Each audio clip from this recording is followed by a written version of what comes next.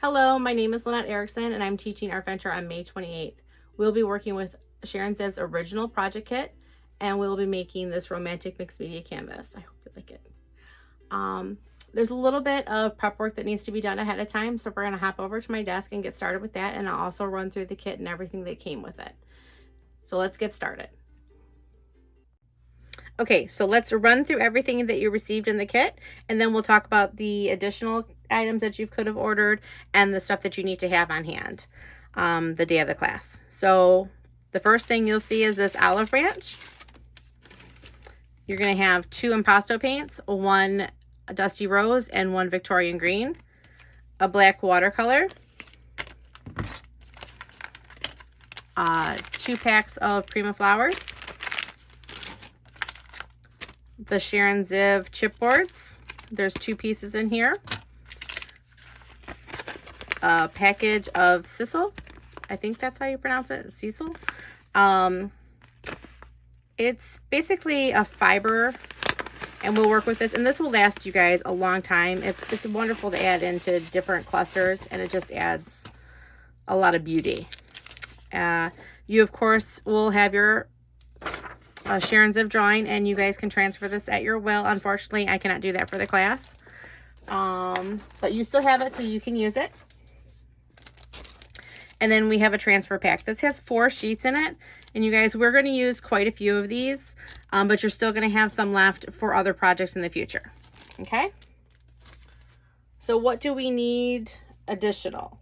You need to have at least a mold of some kind. I'm going to give you some options that will work. This is the one that was offered as an addition for the class. And this is the greenery. It's 650476, or simple greenery, I'm sorry. And it mimics the olive branch. Another mold that would work if you choose to use it is this, it's floral or forest floral, and it's 643102. This one would work pretty well as well.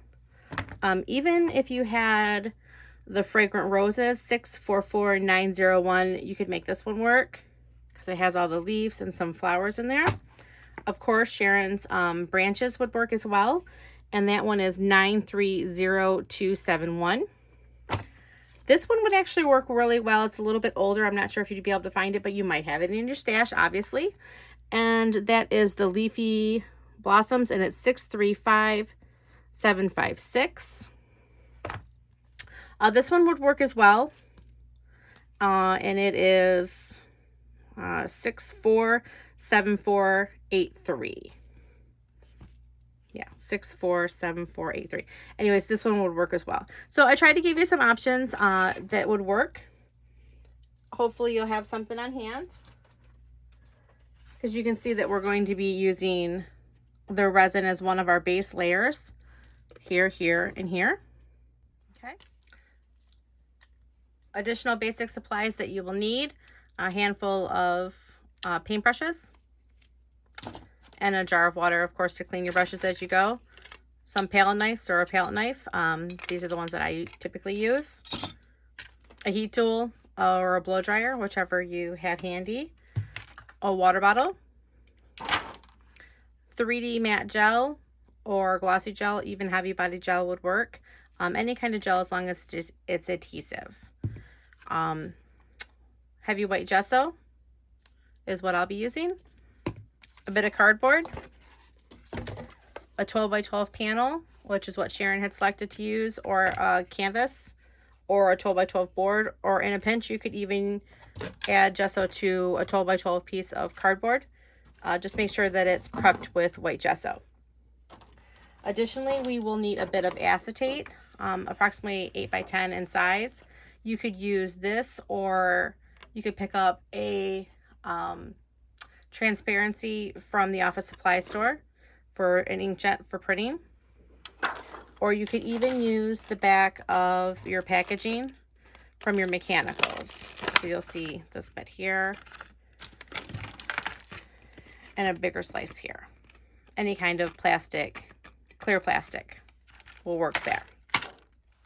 Next, for prep work, you're going to want to select some chipboard pieces to use.